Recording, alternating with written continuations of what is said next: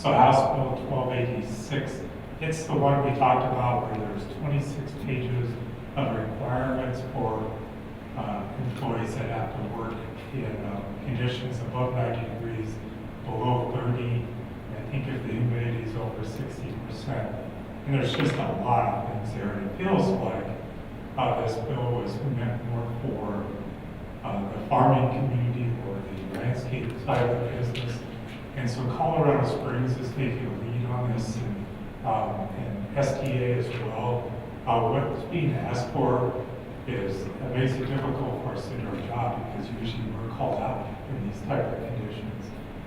And utilities, Parker Water, are definitely the ones that have a very good safety program to keep people healthy. And so we don't think it really, we shouldn't be under this. So we were in an amend, which means we've been talking, trying to get it to change some of it. I hear that there's not a lot of openness to changing it, and so we want to move to oppose.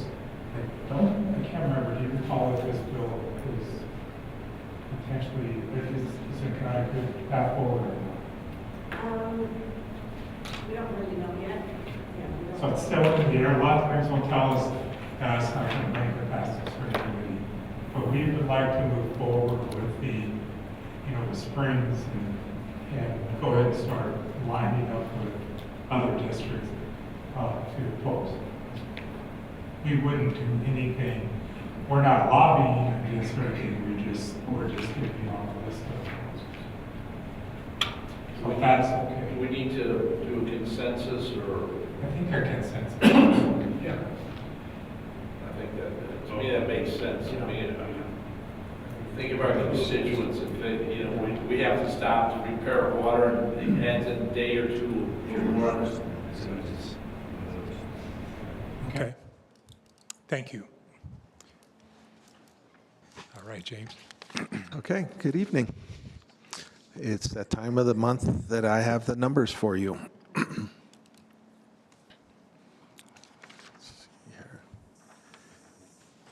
So we have the wheel, and looking at starting with our wastewater plants, February at 4.5 million gallons per day, going back to January at 4.1, December at 4.3.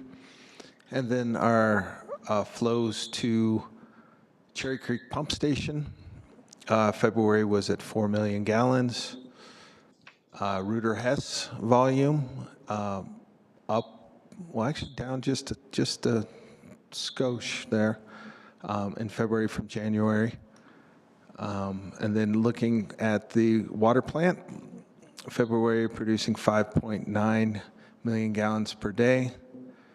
And our well houses actually not producing any production. I'm not sure why that's negative, but there was no production and it didn't take water out of the system. And our average production for those two is 5.9 million gallons per day, up from December at 5.6. So our production by source, with the vast majority in February from the water plant. As you can see, the wells did not produce a lot in February, as we mentioned earlier. Wise also, so it was all water production from the water plant. This is our combined water, total water production over since 2024 into 2025.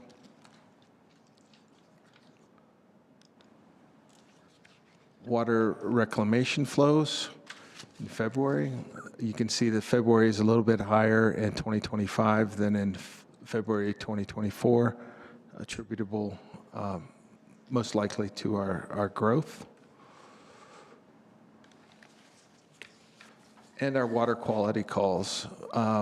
You'll notice that in February we had a lot of odor concerns associated with our water. I believe Director Wasserman pointed out that he also had odor in his drinking water. We believe that this particular issue is related to our distribution system because we've seen this out at the farthest reaches. We originally thought that it might have been just at the water plant. So we believe this is actually part of the biofilm that we're going to be taking care of starting at the end of May when we convert to free chlorine for a little bit to help clear out any of the biofilm that might be in the system, and it should make this much better. So the other calls that are up there, the blue ones are related, are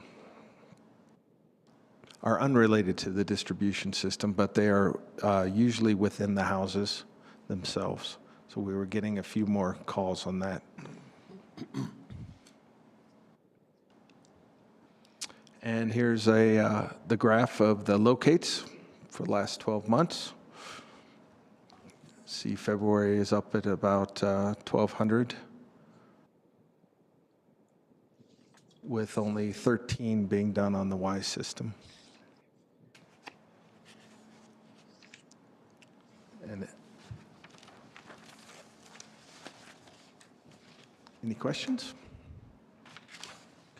Thank you. All right, good evening. I only have one update for you this evening, but it's 64 slides long.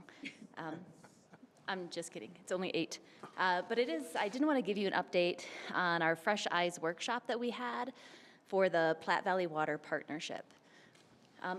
So what we did, and I had updated you a few meetings ago that we were going to be having this workshop. The purpose was to get together experts in diversions and reservoirs and conveyance who have not been a part of this project, and we could explain it to them, show them the different project components, and we could really get a fresh take on the project from fresh eyes. We can get some insight on things that may work, some insight on things that might not work, but really see things differently. The idea was to look at options that we might need to study more, maybe look at things that we don't need to study because they've done it in the past and know the issues with it. What we were not doing was settling in on a final design, selecting equipment, or finding a new project altogether. So what I wanted to do, I thought it would be fun to just walk you through a couple of the things that we looked at the workshop, and you can kind of see what the experts saw and some of the things that they brought up. And so the first thing we showed them was just an overview of where all of our different diversions could be and what's within our water court application, all the way from the most upstream diversion called PVWP1 all the way down to the most downstream at the Pruitt Inlet Canal. And we showed these to the experts, and then we walked through them individually. So we really looked at the first one being at the North Sterling diversion. This one is adjacent to the existing one that North Sterling operates. And immediately the first expert on diversions looked at it and said, "You're on the wrong side of the bend." Because when you have a diversion, it's better to be on the outside of the bend. And he's like, it's not a deal breaker, but when you're on that side, you have to look at more sediment options and things like that because it collects more things like that. So those are the kind of insights we were seeing from them. And so we then looked at diversion 1, and we looked at where these diversions then went into the different forebays. And we showed them pictures of, this is the North Sterling diversion, and our diversion is going to be over here in this red area. And so we were just really getting their insight. And when you looked then at where this diversion came into our forebay E, and that this other diversion's down here on the right side of the bend, we're like, well, that could actually be a more appropriate diversion down here. And then when they looked at this forebay, they were like, you got a lot of corners in that. Why don't you bring it down on the property? And then you don't have as many corners, which aren't as, more appropriate for a good reservoir. So all these great ideas to make better infrastructure and to maybe be able to focus more on the location of these diversions and things like that. And in this case, one of the big ideas and fresh ideas that came out of this is that, we could actually utilize both locations. The one that's by North Sterling, we could put something in like a rainy well. That's like a radial well, and we could capture flows without even having sedimentation in it, and then we could use that first diversion location for larger flows. So all of these ideas coming about of the ways we could configure this project and really have some cost effectiveness to it and some additional yield and minimize some of the risks like sedimentation. So really, really good conversations stemmed from them seeing these pictures of where this infrastructure was. This is just a great shot of the land that we purchased where that forebay could potentially be. And then we looked at the Pruitt Inlet Canal, and we saw that there's 2 different locations where this could be. And again, these diversion locations are on the outside bend, so better chances of not having the sediment there. We could put the diversion either on the river itself, or we could put it within the canal, so we were looking at all those options. This would not be a gravity flow. This is where the flow would go into Forebay C site, which is a little bit higher right here than the diversion itself. So what would it look like to try to pump flows there? You can see that where that is, it's higher than the river itself, so we would need pumps. You know, we get stuck in our heads of we'd use traditional vertical turbine pumps, but screw pumps were shown as, you know, you could use those. They're high capacity, low head pumps. We've not used them before, but it would be something we could definitely look at as part of this. So many fresh ideas came up with this workshop, being able to better understand how we could look at this infrastructure, find value added. So some of the fresh ideas were things like using rainy wells. This could be a use case for screw pumps. When you look at our reservoirs, it might be better to design them with multiple cells, because then you can actually move the water around and do maintenance on part of the reservoir while still having water in other parts of it. Locating the diversions on the correct side of the bend, managing the risk of sediment with things like rainy wells, modeling the river, designing for wind, and even if there was ever a mechanical fail at Fremont Butte, we actually looked at ways we could divert the water from Fremont Butte all the way into the river, avoiding any large spillways at the smaller reservoirs. So lots of good ideas were looked at during this, things that when you're so involved in a project, you forget about some of these other ideas as well. So it was really great to get those fresh perspectives, and it even gave us fresh eyes as well to look at the project. Any questions? So what did design for wind mean?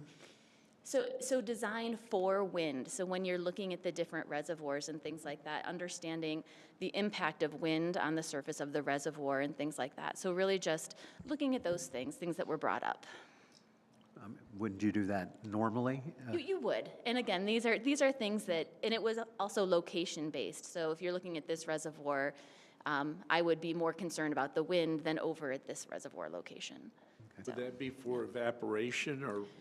Evaporation and then waves as well, so exceeding the walls of the reservoir and things like that. Yep. So just a lot of great ideas. It was fun to talk about the project in a group of people who were excited about it. And that was the thing that we heard as well, is when they were described what the project was, I think every expert was like, that is a great project. And so we had a lot of good conversation about it.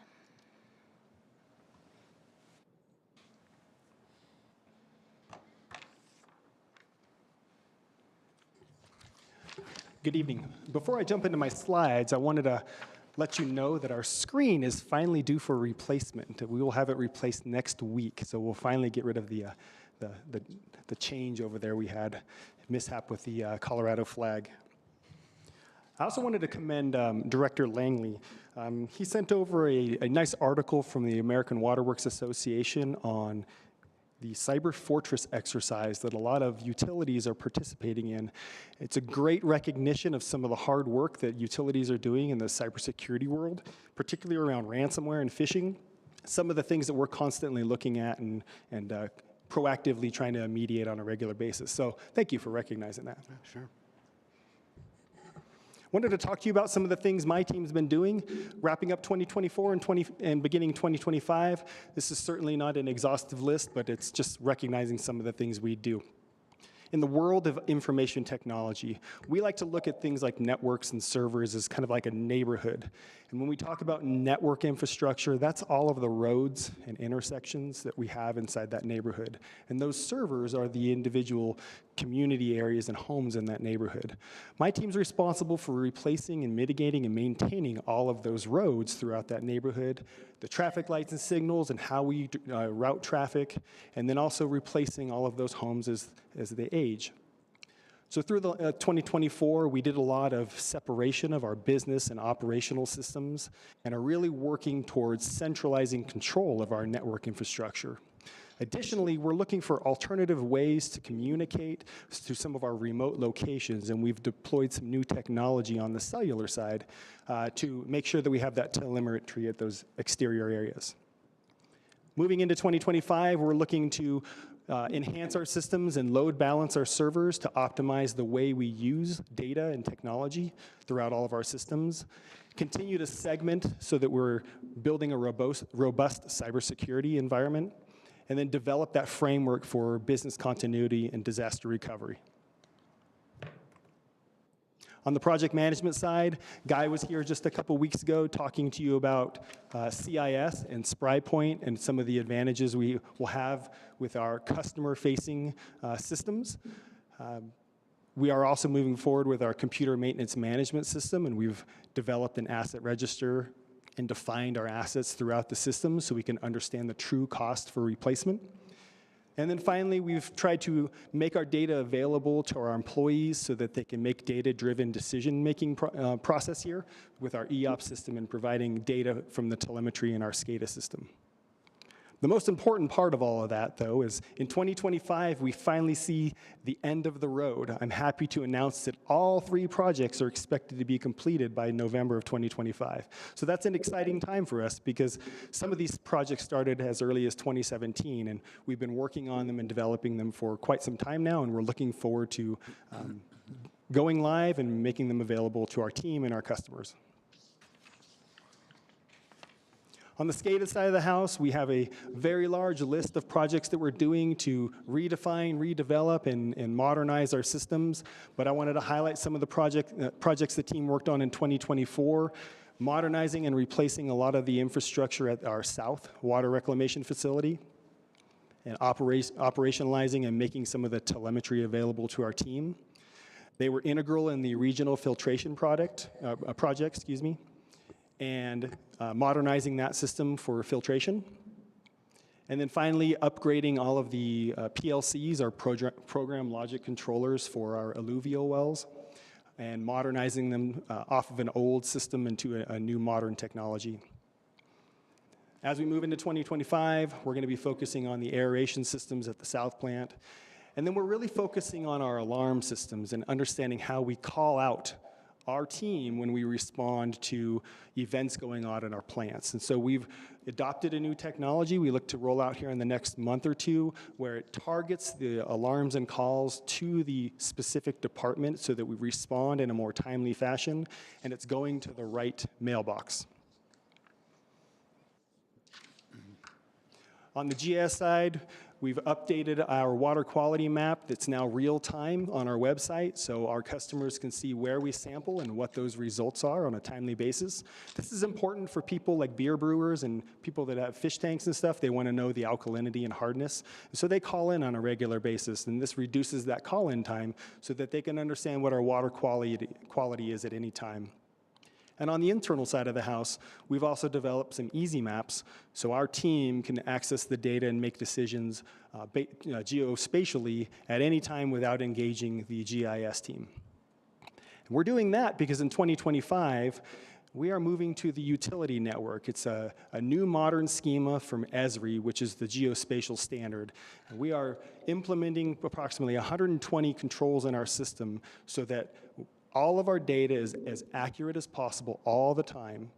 And then we have controls in place that prevent things like putting a hydrant without a lateral. It will not allow you to do that. It restricts you and says you have to have a lateral anytime you have a hydrant. So it's making the analysis side of geospatial integral to the way we deploy our maps. And that's all I have. Question? Yes, question. The CMMS looked to be maybe 70% complete, or at least 70% of the time's been used. But I don't think we've had any kind of update on that in quite some time. Yep. So maybe next month or somewhere down the road here. Absolutely. Guys actually going to be on the schedule for hopefully in April, depending on what the schedule looks like, to Okay. come in and brief you guys on where we are at in the project. Okay, great, thank you. Any other questions? No. Brooke, any questions?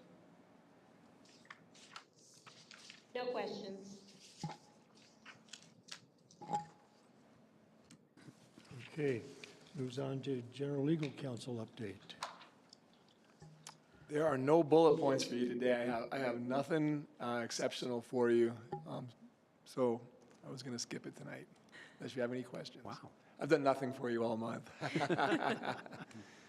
Now, I've been a little busy, but there really isn't anything special to add other than my update earlier this month. And what we're going to talk about, I think, with the Are property. we making any progress with the 9 homes or whatever that are not, that are supposed to be in the district but are not? So we've determined that they're not in the district. It's not, well, they're actually, some is commercial property too. But these are not like the one that happened before our last election, when we thought that they were included, and they actually were part of the order, but there was a discrepancy in the way the legal description of the property was interpreted. So these were just not included. And so I'm going to let Ron talk, but I think the plan is Ron's going to contact them and give them an option of including or paying an extraterritorial fee that we'll have to basically have you adopt at some point in the future. Do we have a kind of a target date to have that completed? I hadn't actually put a target date, but soon. What I wanted to do is when I call them up, I want to explain to them why they're not included. So we went through it in a little more detail. So we have all that information, and I'll try to get it done and an update to you by the next board meeting. So it's, I think most of them know they're on wells, or a couple of them have like sewer only.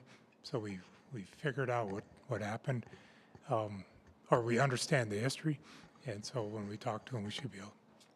So we are going to offer to bring them in and waive any inclusion costs, and if they choose not to, that's our right. But then we'll inform them in the future. We'll have a fee most likely to bring them up to what their neighbors are paying. So I'll shoot to get that done by the next board meeting. Yeah, and I mean, I can't remember the dates, but they've been they've been getting service for quite a while. At least most of them have. And so this happened quite a while ago. I believe that most of them are in the 90s. So. Yeah, figures. They were surrounded by properties getting serviced. So I don't know, but what may have happened was, they're right there, right next to the other properties, and the records just weren't good, and somebody just gave them a tap, started serving them. So.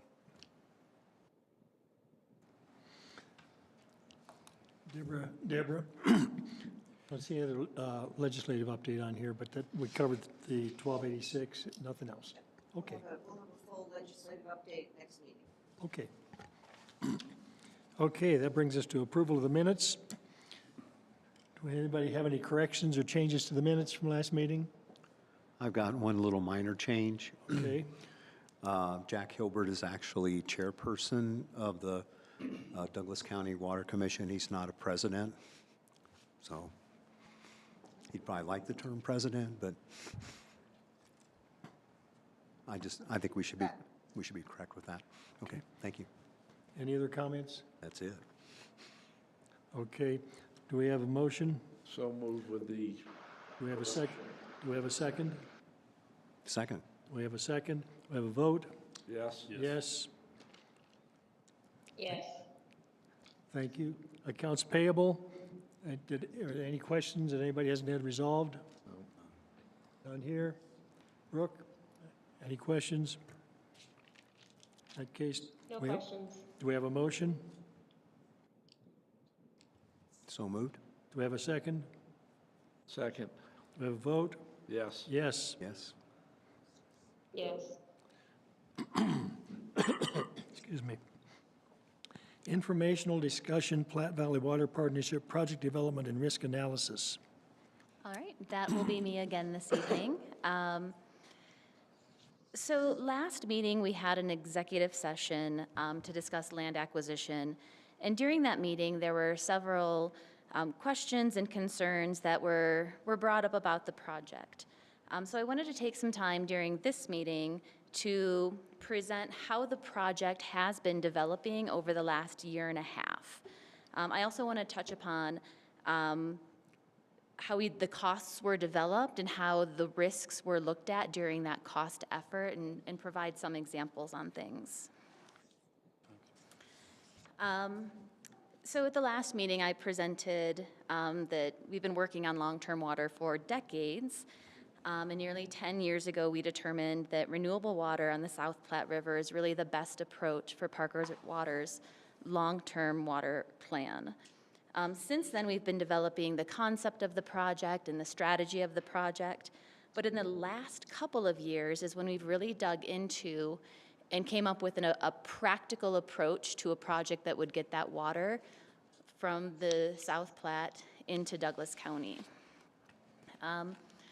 This is a very busy slide, but I want to kind of go through the evaluations that have been performed in the last year and a half in order to get us to where we are. The first one is our system configuration. This was built off of our strategic plan that Jacob's put together. This is where they've been identifying the necessary components and sizing them in order to get the project yield to us, which brings us to the project yield evaluation. That was performed by Lytle Water Solutions. What they did is they developed their flow model, and then they used historic flows on the South Platte from 1991 to 2021, and then projected those flows for the next 30 years, and then really the 30 years after that, so we could really get a feel for what this project would yield off the river. And then we looked at system cost. We used JHL to go through all of the components that Jacob's identified and really do almost a bid level cost of those components. And then Jacob's looked at those and compared them to the typical engineering cost and comparing them to past projects, and really looking at using kind of the higher cost of both those approaches. And then we also used RJH to develop an opinion of cost for both the dam and the reservoir at Fremont Butte. And that leads us to Fremont Butte concept design. And so RJH actually went out to the Fremont Butte location. They did geotechnical work. They did an actual site walk. They looked at aerial imagery. They did borings. They dug test pits to really get a good understanding of the geology and confirm that that site is feasible for a dam and a reservoir. And they were able to develop a concept design and cost out what that would be. And then we did a project permitting report. That was a joint effort between ERO and Jacobs. ERO looked at every site in the environmental perspective and determined what type of permitting would be involved for all of the sites that we would be touching. And then Jacobs continued that, looking at federal, state, county, and local permitting process, including the NEPA process. So we would have a good understanding of all of the permitting hurdles that would be associated with this project and the costs that they would accrue. We also looked at system affordability. So that was performed by Stantec, who is our rates consultant. They looked at the project cost, and they actually looked at several different variations of it. They looked at it if we didn't have any project partners. Almost that's kind of the worst case scenario. They looked at it when we had project partners, and we phased it over years. And so what it came out is that we could afford all of the different scenarios that we were looking at. Some of them were better than others, but it was affordable. And then the last one, which is not on this list, we engaged Harvey Economics to look at the actual economics of a long-term project like that. And that was to prove out that this wasn't some crazy project where the cost of water was so expensive. Even if Parker could afford it, there would be other projects out there that were more affordable and really a better deal. And what he looked at is this is in line with all of those other projects, and this is the cost of long-term water for utilities. And so these are all the studies that were performed to really drive this project forward and continue to develop the project. Is there any questions on that? I know that's a lot of information in one slide. Any questions? Okay. I want to move into the cost and risk side of it, because as we continue to evaluate the project, we had to look at the cost and understand the risks associated with each component. So I'm not going to go through this line item list, but it is available. It's printed out in your packet that you have, so feel free to peruse that. And then we asked Jacobs to actually go through all those costs and put together a table that summarizes the risk and the allowances and the management reserve that are associated with those. Again, feel free to go through this. I'm not going to go through it line by line, but I did want to go through a couple of examples so you could understand how we were looking at these things. And so as we looked at, say, the potential diversion site on the South Platte, we costed out what a 300-foot diversion would look, oh, I'm sorry, I skipped over, there we go. We costed out what that 300-foot diversion would cost, and we did this through JHL, actually looking if they were going to build this right now and had to get all the different components, what do they think that cost would be? And so we got that cost from them. And then Jacobs looked at us at the actual cost of the North Sterling bladder dam that was built in 2022, so not that long ago. What we saw is that with the cost that we are seeing now, it was about 40% greater than what we would have used if we just looked at the North Sterling cost and developed a unit cost off of theirs. So we use that higher cost in our cost estimate, knowing that that's the more conservative and mitigates some of that risk. We also knew there was a risk that what if we had to use a different type of dam or something like that, so we included a 10% contingency. So we looked at these different risks and really tried to meld that in how we developed the cost. I wanted to look at the small 4-bay E. Some of the things that we looked at is that this is in the 100-year floodplain of the river. So that could cause some risks associated with that. It may entail having to move your earthwork spoils off the site because you don't want to impact the level of the floodplain. That's analysis that we have to continue to do. But because we knew that might be an issue or a risk, we actually used a 30% greater cost per cubic yard of earthwork, knowing that we might have to haul that off if it impacts the floodplain levels or the flood levels. And so we added that 30% cost. We actually knew that there might be some groundwater there too, so we included a 30% contingency on the entire cost of the reservoir. And we have some information on the groundwater. And so if, as we're constructing this, if we hit groundwater and we have to change from scrapers to an actual excavator, that actually adds a huge cost to it. And so we have a $22 million management reserve associated with that. And what we would do is we would continue to evaluate that and determine if something like that happened, would we change the way we use this site and actually move to a different 4-bay site? Still probably utilizing this for wetland mitigation or something like that, but we could actually shift to a different 4-bay, understanding that that $22 million covers that risk. The other example I wanted to also provide is the pump station at that 4-bay. So again, we know there's the potential for shallow groundwater. And so we may have to have some contingency for a more robust foundation at that well house. We also know that there is power there, but we haven't worked with the utility yet to know what, if it's a high enough power that we can use. So we may have to pull additional power there. So those are two things that we have to mitigate against. So again, we used a 30% greater cost for the construction in case there's foundation issues.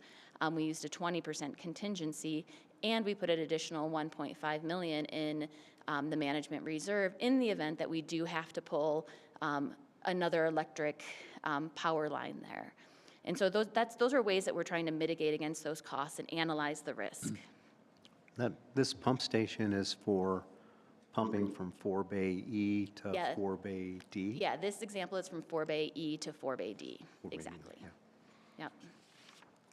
I wanted to talk a little bit about Fremont Butte and the way that we looked at that. So when RJH was coming up with their opinion of cost based on the design, they're looking at what it would take now, but they know that we're in fact a very kind of volatile market right now, lots of things changing, the impact of tariffs perhaps, or the labor market, the supply chain, and even changes in the regulatory or design standards. So they understand all of these costs. So they cost out the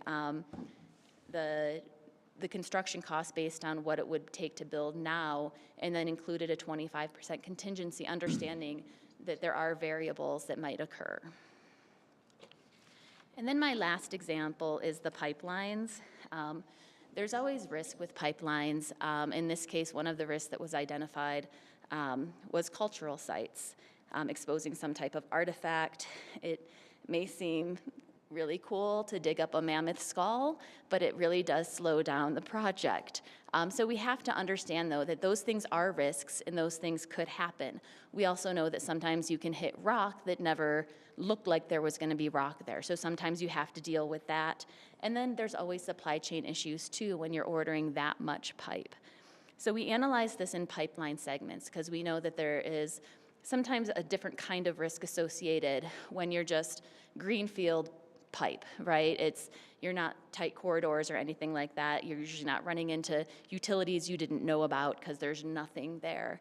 And then as you get closer to Douglas County, you start getting tighter corridors. So there are more risks associated with different things. But we know there's less risk in a lot of the pipeline and more in some of the ones closer to Douglas County.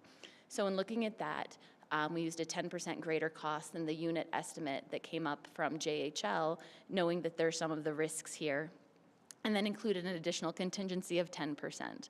So again, I really just want to demonstrate for each of these components, we are looking at the risk and mitigating for it, and this continues to allow us to develop the project and the project costs.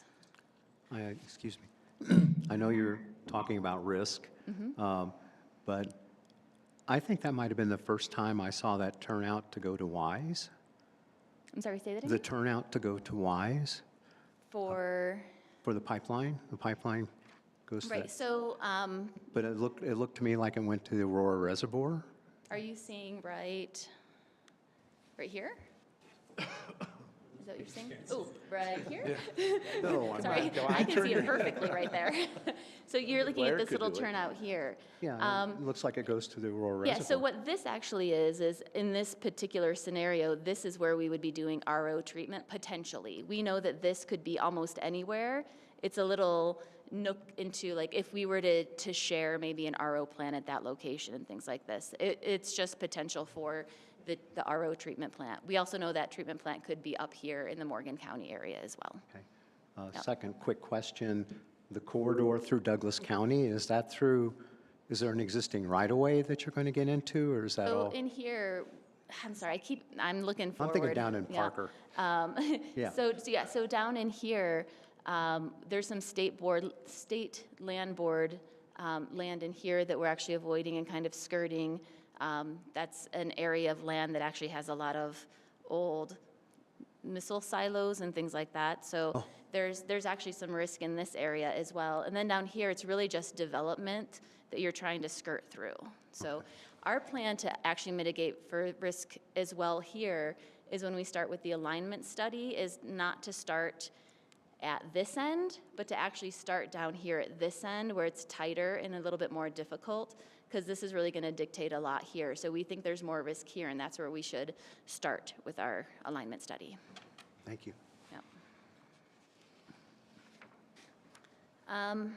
So I wanted to go through the entire, through the process, but not through every component. But I am available if you have any questions or anything like that. And then I know that Ron sent a link to Jacob's cost estimate, so if you want to look at that, Director Langley, I know that you've looked at it as well. And so please feel free to ask us any questions if you have them. I do want to bring the presentation full circle and set myself up for my next presentation.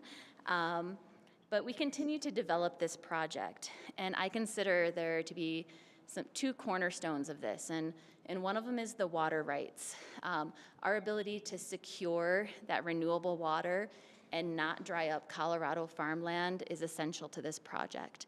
And then the Fremont Butte Reservoir, that allows us to get our full yield of the project. So those two things are essential, and those are things that I really think we need to continue to develop in these early stages of the project. Any questions? No, you've done a tremendous amount of work of really trying to cover all the bases. I think this is excellent. Yeah, I can't thank the team enough. Our consultants have been amazing. Heather has done a phenomenal job in helping manage what the consultants are doing and bringing them all together at the right times to have the meetings and in sharing all that information. So yeah, the team on this project, I can't think of a better team to work with. I just want to thank you on the record for all those 3 documents that you sent out this last week. I'll start getting sleep in another week or two after getting through them all, but thank you, everybody that was responsible for putting those together. Yeah, They It's were, only 3,000 pages. absolutely. yeah, I'm about the first 100. I'm a slow reader. You know, I think the first Robert's been 100, through it's them the all first already, I know that, 140 that are the good stuff. After that, it's like, Yeah. A lot thickens after that, right? Nope. But I was know, afraid that thank you were going to say you were going to be able to get to sleep better reading the documents. So, yeah, and all the data that you had in these slides and the articulation of the, you know, how you manage the risk with either contingency, that's all detailed in the cost opinion report, correct? it is, absolutely. All of that data was taken from the report. The table was developed from the report, and then my examples were developed from the table and the Okay. report together. Okay, good. Yep. Thank you. So it should all be consistent. It's a very nice report. It really is. I agree. I think what those reports highlight is that the reservoir property, the real estate for that property, and the water rights are nominal in cost. Diversion, I should say, the diversion structure and water rights and the land for that and the reservoir. They're nominal costs compared to the whole project. And even if the whole project isn't attacked for 10 years, 15 years, they're gold. And the risk of investing in those at this point is just minimal compared to the reservoir land not being available in 10 years or whatever. So, yes, I'd like the project done by 2030, but I don't see it happening. But I'm shooting for 2040. Yeah, I think that report made note that we should anticipate the EIS process to take 6 years. I would agree. Like, wow. There's some potential with the new administration that the process is getting pushed faster. It truly is a desire for this administration to avoid some of those permitting hurdles. And so our hope is that maybe that is something that happens, but we are planning for a 5 to 6 year process, hoping for a 2-year process, and really wanting to avoid a 10-year process. Yeah, that's a big number. Robert, you're thinking. No, just thank you. Absolutely. Thank you. Brooke, any questions? No, no questions. Okay.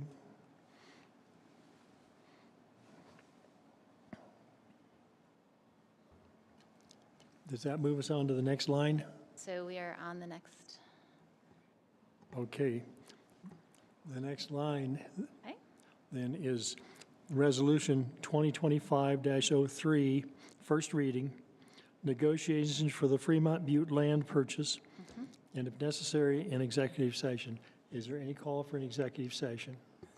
So Director Klotz, we put that in there. The idea is Rebecca's going to give kind of an overarching in the public.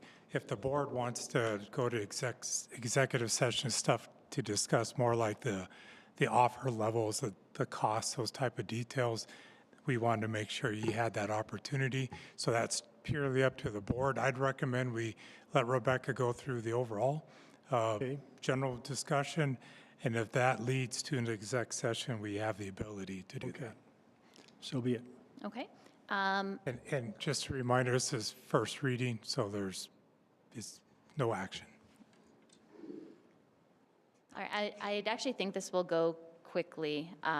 We talked a lot about it last week at the last meeting at the executive session, but this is the first reading of Resolution 2025-03. This resolution will give Ron the authority to negotiate and execute documents for the purchase of lands in Washington County associated with the Platte Valley Water Partnership, i.e. the Fremont Butte Reservoir. So at the last meeting, we discussed the value of the property, the range, the dollar per acre of what we would negotiate within. And if you did want to review those, they are included in the confidential memo that was included. So you should have that, so you can look at that to review the costs and the dollars. If you did want to talk about it, as Ron said, we should go into executive session. So for just a quick review, we talked a lot about this last meeting. We are using the waiver valuation process, which means we are not doing an appraisal for each property. Instead, the offer is based on comparable sales. And we reviewed all of the different sales that we looked at, ones for seller-initiated, and then ones for actually a reservoir that was initiated by the entity. So the flow chart outlines the process. It includes multiple meetings with landowners and developing that offer packet. Within the offer packet, the things that we would negotiate above and beyond the price, it would be things like improvements to the property, incentives, also included offer additions, things like lease back of the property until we actually had to use it for the reservoir. So those are all things that we would include in that offer packet and that we would go back and forth with as we met with the landowners. Any questions on that? I know this is review so far. Any questions? Seeing none? Okay. And so then the last thing I wanted to bring up was just what the idealized schedule is for these negotiations. We would want to start those meetings with them over the next 2 months, have the meetings and draft that offer packet, and then negotiate over, late spring into summer. And honestly, by fall and winter, start finalizing some of those packets, especially for the properties along the dam. Oh, I'm jumping all over the place, sorry. Along the dam site. So we really want to focus on those to start. And then as we get into 2026, we would look to finalize the properties to the south of the dam. And that's really the idealized schedule, but really wanting to focus on those properties along the dam site. Any questions, and knowing this is a no action presentation? Could you go back to that slide? I can look here.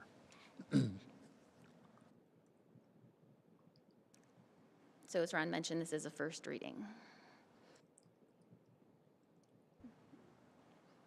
Any questions? No, I just wanted to take some notes. Absolutely.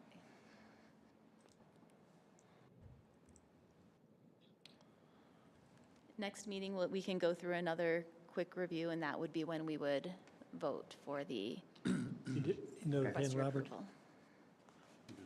Oh, no. Okay. I got it to work. Thank you. All right, thank you so much. Okay. Is there any call for executive session? Seeing none. This is the first reading, and so we don't need to go to executive session, so we'll proceed. Informational discussion on the strategic plan. All right, so I would like to invite Billy Owens up to provide the strategic plan overview and how we did in 2024. Excited to be here for strategic planning. I'm loud enough anyway, but first of all, did everybody get a copy of the 2024 annual report? This is our second annual report, and it provides a 2024 year-end snapshot of key district-wide metrics. It's also posted on our website. It's very similar to our first report in 2023, and I'm sure you're used to a lot of the information, but I just want to make sure that you got that.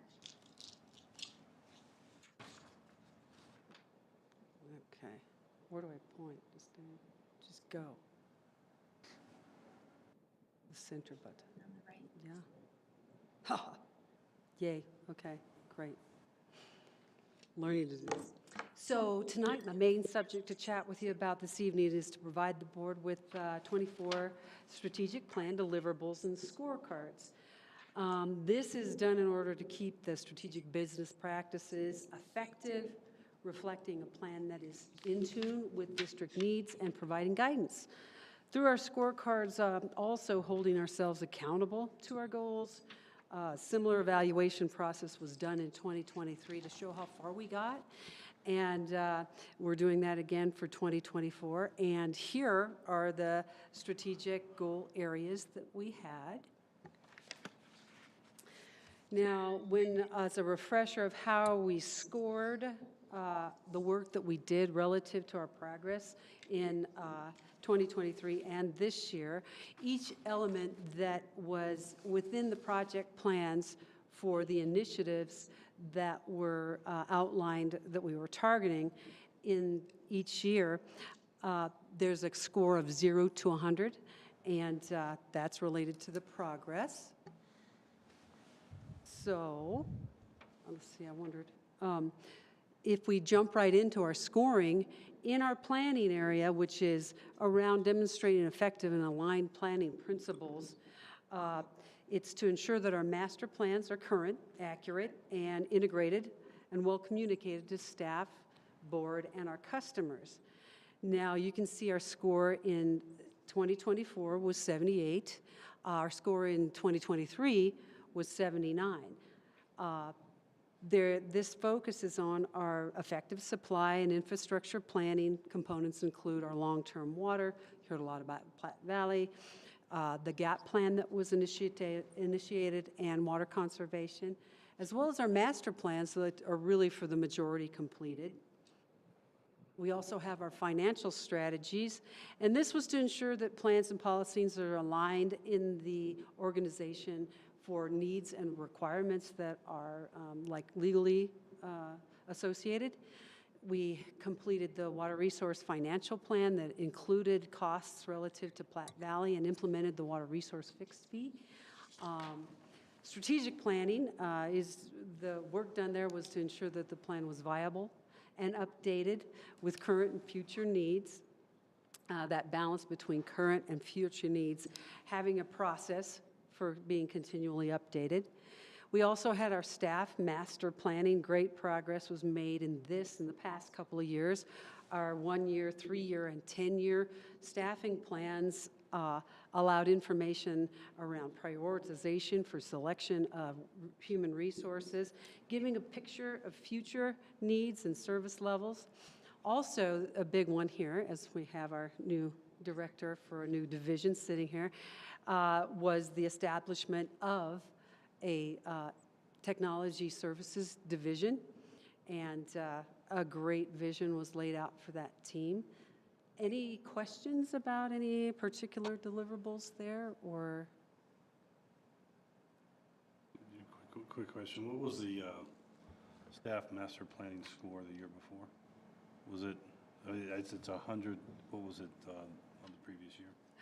So what it was around was ensuring that we had an adequate process for staffing and ensuring that everybody had an annual plan and that they updated their 3- and 10-year plans associated to any new objectives within the year, maybe relative to shifting capital priorities or implementation of operational status.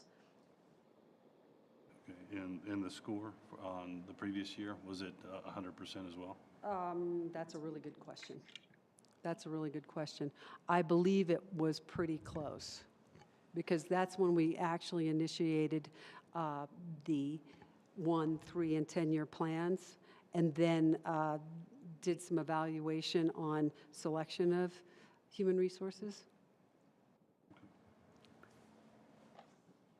So over time, should these scores just slowly keep rising as you get more and more accomplishments, or does the target also change year to year?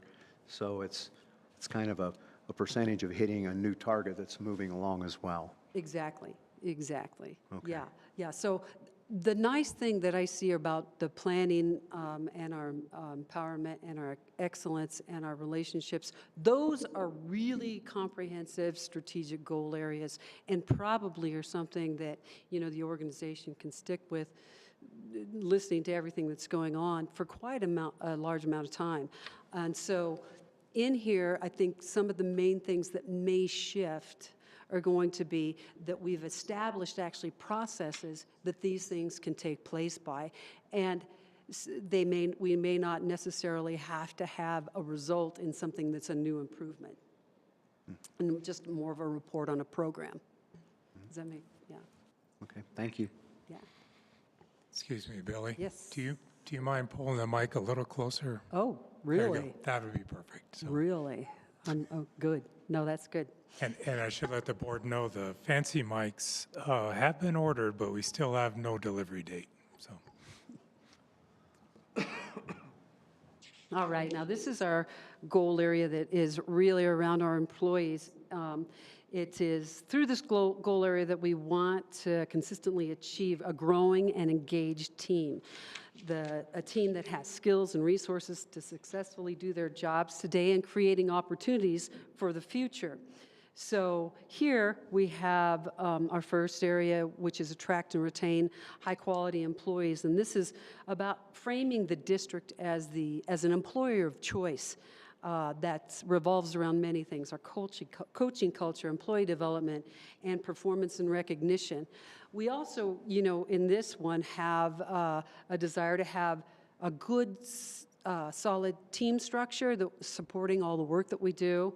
It includes succession planning and work on retirement planning. And work on retirement planning, there was some really good efforts made there.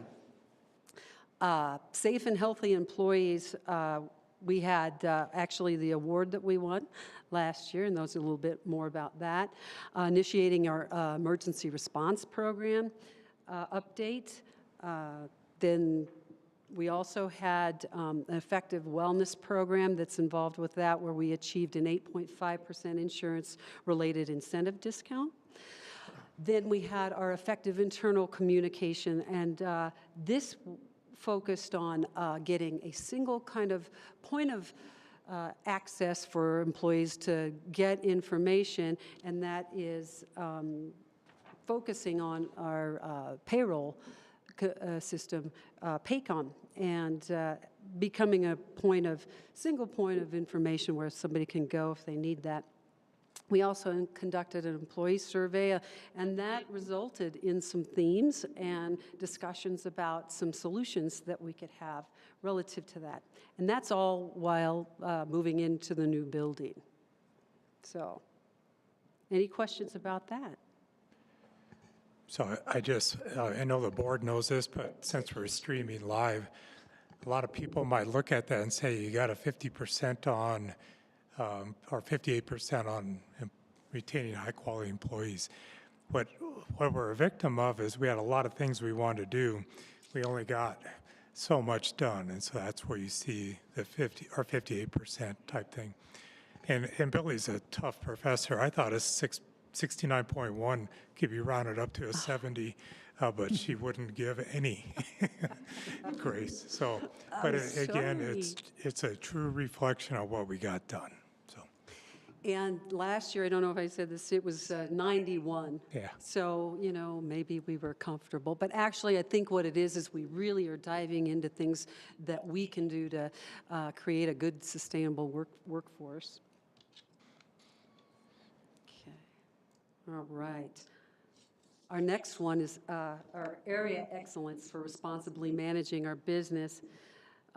It was very consistent with our 2023 scores. 2023 was 72. Here we are, 73. And it's about doing work in the best way to provide the quality and value to those we serve. Optimizing our operations was a component of this. We had a team work on an internal assessment, and then that developed some desired outcomes that we'll probably see in 2025. Then we had our high-quality core services, which is in 24 we focused on there was some demand management, efficiency work done, and a lot of work on our regulatory compliance buffer zoning, in that so we can meet our requirements according to our regulations efficiently and effectively. And then there was also an energy audit that was completed. There's a little bit more about that coming. A lot of work in the area of risk management, completed that emergency response program and initiated some training relative to that. Also, there was a cybersecurity focus where in 2025 that's resulted in actually the forming of a program with some supportive staff. Any questions on that one? Yeah, it strikes me that the optimized district operations score is almost an inverse score, simply because if you recognize that there are other things we can do to optimize, it drives the number down. On the other hand, if you say, hey, everything's great, now the number goes up. So to me, that number is almost an inverse score. Yeah. That's a great observation, yeah. And it also just opened up a lot of Lower is better. how we can. Lower is deceiving. Yeah. It does. It highlights a lot of things that we can look at and do better and more effectively. And I think you're hearing that. It was fun tonight to listen to some of the stuff that everybody's doing, and it's right in those lines. All right. Then our last one is relationships. And this one had an exceptional increase due to good success in the goal area that focuses on building and maintaining strong relationships with district stakeholders. In 23, we were a 72%, which is still fabulous, but this year we're an 88%. And that really is about that stakeholder work. I mean, we heard about the Citizens Academy that's coming up. We did one of those in 2024. Customer survey, had the Speakers Bureau that was active. Then we had legislative resourcing, which included the Water Symposium. We had a government affairs team, which was kind of a little more formalized, that goes after active regulatory and legislative relationships. Had some really good wins in that area, and it's really opened up the conversation with internal staff that are all engaged with that, as well as our consultants and even peers that we saw some productive results out of. Any questions on that? What's unique this year, we actually have legislators that don't represent Douglas County asking for our help, so that's a good sign. That's really wonderful. All right. So big wins in 2024. For planning, we had, of course, you heard about our long-term water and the Platte Valley partnerships, and that were creative and expert reports that came out of the water court case. And Rebecca can answer any questions, or, you know. Yeah, I think you've heard enough about it today. Exactly. We also had our financial plan that included Platte Valley long-term planning costs, as well as the establishment of the water resource fee. We established a new division, hired a new division head, and they have an exceptional vision. We had also, for our empowerment, we were voted the safest district in 2024 by the Colorado Special District Property and Liability Pool. I think that speaks to having, Brad Johnson, our program manager, and some really effective work by staff and our safety council. We had in excellence, we had an energy audit that examines the ways the district can reduce energy usage and save money. Again, we had the regulatory compliance and the buffering, development, and management. And for relationships, we had that government affairs team that created internal management teams that is active in coordinating internal representation from all of our divisions, our consultants, and our peer groups when it's appropriate. And then we also had our stakeholder engagement, which was high scoring and really productive, highlighting our Citizen Academy and our Water Symposium. So, lessons learned. One of the things we know is that we tend to dive in and try to do a lot at once. So moving forward, we're going to try to take smaller but critical bites in 2025. I think we will see a lot of the areas actually improve by prioritizing things that we can jump on that will also have a ripple effect as we move through 2025. So, speaking of 2025, so our proposed outcomes for 2025, we'll be chatting at our next board meeting about that. But some of the things that we think are going to be important is developing that focus, not just checking a box, but focusing on progress towards our defined goals and doing less better, and having that be more outcome focused. To make sure that we're actually moving towards our targeted goals, which we have been. Then the strategic planning practices, just ensuring that those are aligned, especially around our budgeting, so we can ensure we're aligning our priorities with our budget management even more effectively. And then want to do more strategic planning communication that continues to define the vision, and also that will help direct guidelines for teams to make decisions. So that'll be internal, and then maybe some potential external stuff as well. So hopefully that'll be our next chat. Any questions?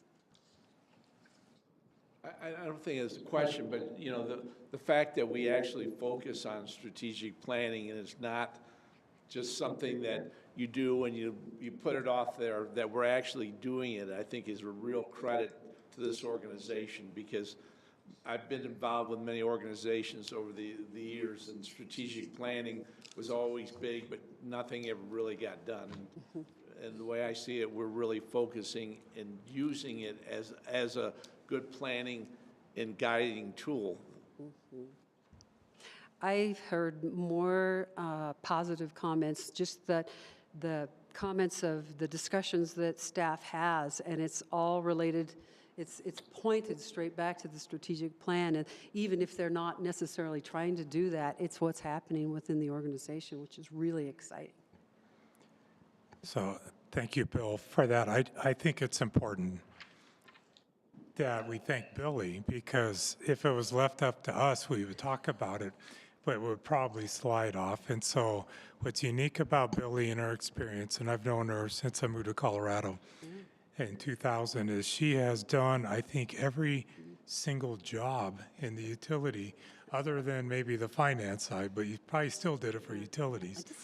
And she brings this unique experience to help us with this.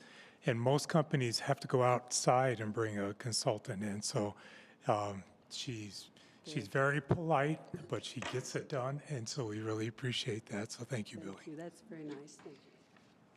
I see us as an industry leader, and this is one of the reasons, one of the big reasons. Thank you. Thank you. Informational discussion on water conservation and efficiency update. Great. I would like to invite Heather Justice up to provide this bi-monthly update on our water efficiency program. Did we hire our specialist? Oh, that's part of the update. I don't want to. That's part of the update. I don't want to spoil the surprise. Yeah. Okay. All right, good evening. I am, can you hear me? Am I good? Good. A little closer? There you go. Okay. Good evening. I'm happy to be here tonight to provide you with an update on our water efficiency and conservation program. Just what we're going to discuss real quickly is we're going to go over the program goals, what our accomplishments were for January and February, where we're going to focus in March and April, and then if you guys have any questions. And of course, if you have questions while we're going through, please, I'm good with them. Just to remind you, we have 4 goals. We have educate, empower, and engage our community, regulations for large irrigators and commercial users, maintain fiscal sustainability, and update and complete the state of Colorado reporting. So my first announcement is we did hire a water efficiency specialist so that you guys get really confused. Her name is Heather Johnson. She has 10 years of experience, and that experience is in Utah and with the conservancy districts. She has a degree in biology and a master's, a BS in biology and a master's in horticulture with an emphasis in water efficiency. An interesting fun fact about her is that her great-great-grandfather helped build the Highland Canal in 1869, I think it was. Is that her yard? That is her yard. Like, it's hard to, oh, I did the wrong thing. Oh, now That's pretty good. yes, this is her yard that she designed.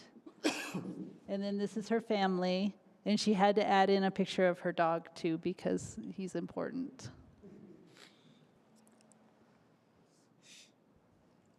So just so you guys, I am thrilled to have her on board and have her help. And she's been with us. This is her 3rd week, and she is just running out the gates. And I'm like, yes. So when you're in a meeting and somebody says Heather, you know which one, you know? We both answer. We've gotten, some people call us 1 and 2. So let's go through what we've accomplished in January and February under educate, empower, and engage our community. And I'm not going to go through all these line items. I'll pick a couple. We updated the Save It and Share It and Spare It campaign. This year we're focusing on outdoor uses. And here's one of the new artwork that we are going to be sharing. Something for the demonstration garden, we are partnering with Douglas County, and we're right in the middle of contracting for a conceptual design. 2 exciting things. We have 2 seminars planned in April. And in your packet, I've added 2 flyers. So the Doug Talamay flyer and then Revitalize Your Yard. The Doug Talamay, we're bringing in a specialist. He is coming in April 9th at 9:30 a.m., and you guys should be getting an invitation to that soon. And then the Revitalize Your Yard with Sustainable Spring Landscape Techniques, Heather Johnson will be teaching that class on April 30th at 6 p.m. On the first day that we released that on social media, we had 5 registered. And then as of a week later, I think she told me we had 7 yesterday. So we're excited that this is going to be fun. Part of this class will also include how to use AquaHawk. So one of our goals in every class that we offer, we will have a session on how to use the tools that we provide to monitor your efficiency. Also, our Resource Central kicked off, and we were already getting applications for 1 week in. One of the exciting things is from South Metro, the lawn removals. There's currently 2 applications, and we were one of the first. So, and then our irrigation rebates have started as well.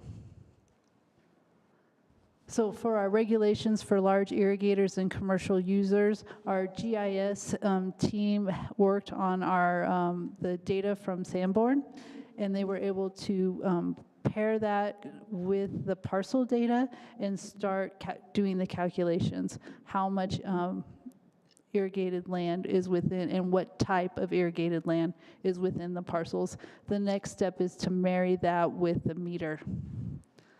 So we think we're making great strideways with that, and it was a time of celebration in our offices when the script finally worked. We did a little dance. I have been having I had first quarter meetings already with the city of Lone Tree. I have another one scheduled with Town of Parker next week. For our maintained fiscal sustainability, really we're supporting the financial team in our rates and fees study. If they have any questions, is pretty much what we did for January and February. For the state of Colorado reporting, we're working on our 2024 water loss audit. Today we had our first meeting with our auditor who went over our data, and our score has gone up, and we've got a couple of things more to provide to her, because you never make it through the first meeting with an auditor. So we have a couple more things we need to do, but we should have that wrapped up soon. And we're in the process of reviewing the first draft of the water efficiency master plan, and that is really my first task tomorrow morning when I get in, is to finish that review. So what are we going to focus on for March and April? And I know that Billy really wants us to focus, but I have a lot to do. So this is my focus for water efficiency and master water efficiency. So one thing that's really exciting is we wanted to try to advertise on the Douglas County trails in the, they have the trash receptacles, and it says advertise here. Well, we tried to advertise here, and we never got an answer back. So then Deirdre came up with an excellent idea of, why don't we do yard signs? And so we are using that money to purchase some yard signs that we will use along on our properties, and also make them available for residents who would like to have them. We will finish we'll finish hosting the Doug Talamay seminar. We will host our first class. We're excited about that. We're going to start the design of the demonstration garden. So I'm hoping on the next time that I see you that I'll be able to show you some designs and continue the rebate program. Yes? So what do the yard signs say? The yard signs, one side has the picture that I showed you before of the sidewalk. Oh, yeah. And then the other, so sidewalks don't grow. And the other one says, what are you doing to conserve? And it has a sprinkler. They're really cute, I think. I'm going to put one in my yard, even though I'm not. Well, I was thinking about that. I don't know if I want to do cute, though. But. Well, I don't know. My husband would say it looks nice. Yeah, okay. And he would add honey on there, So for our regulations for large irrigators, we're going to continue on working on scoping the water budget calculations and defining that process, and defining what our pilot group is going to be. That's going to be a big push for March and April. We have had discussions with our consultant on what the scope should look like for them to help us. We need to finalize that. We are continuing to implement the new rules and regulations. We've had some questions from the developers and our land agent stakeholders, so we're just helping to put some more guidelines in those rules and define them a little bit better. And we will continue to participate and promote the turf removal program. Ooh. Are you looking for volunteers for the pilot program? Well, we would need like the whole HOA. Yeah. So that, yes, ones who would be willing to participate with us and do it. So Nikki has some ideas of who we should work with, but if you do too, let us know. Okay. We will continue to participate in the rate study and work with Steve and his group or the new CFO to determine if we should lower that upper tier to the 16,000 gallons. And then one big thing that we have to do in this is we need to conduct our yearly conservation and efficiency audit, which leads into our 1051 reporting. So first we complete this audit, and then we use that data that will go into our House Bill 1051 reporting that is required by the state. We should have the water efficiency master plan completed and ready to come to you guys, hopefully in this time period, and then prepare it to send it on to CWCB for state approval. And then we will also have completed our 2024 water loss audit. So when is the 1051 due? It is due in June. June, okay. I like to get it done a little early. And that gives us a lot of insight on indoor use, if I remember correctly? That is correct. Yeah. I like to get it done in the first quarter. Any questions or discussion? Questions, Bill? Yeah, I got one. Brooke, any questions? I have one. Don has a question. No questions for me. So in the water efficiency master plan, you worked through an analysis that set a goal Yes. to reduce water consumption to 111 GPCD by 2035, I think it is, or 20? That is correct. Yeah, correct. So are we waiting on that plan to be finished? Do we need to then adopt that as a board?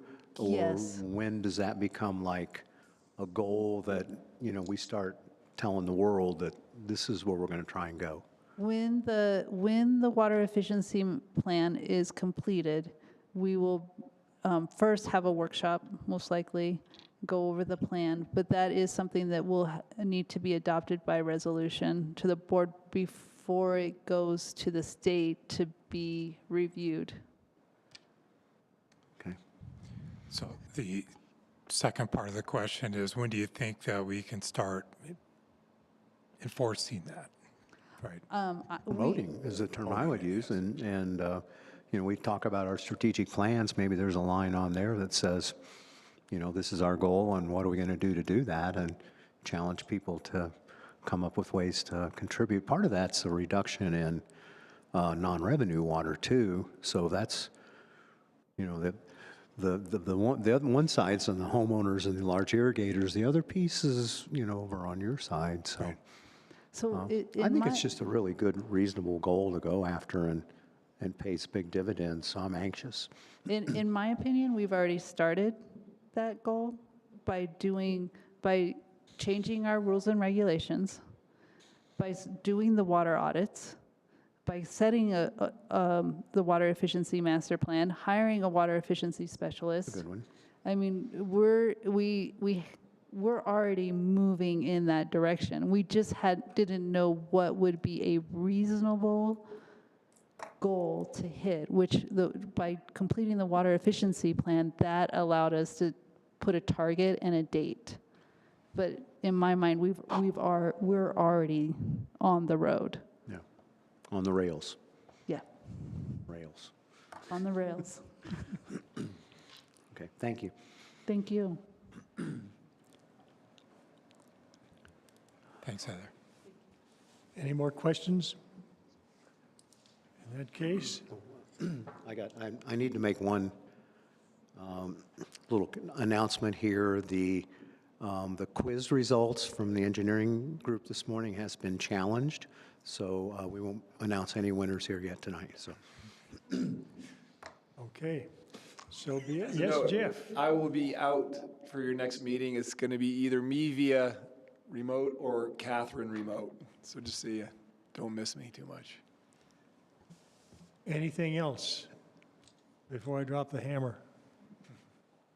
Adjourned. Drive careful, Brooke.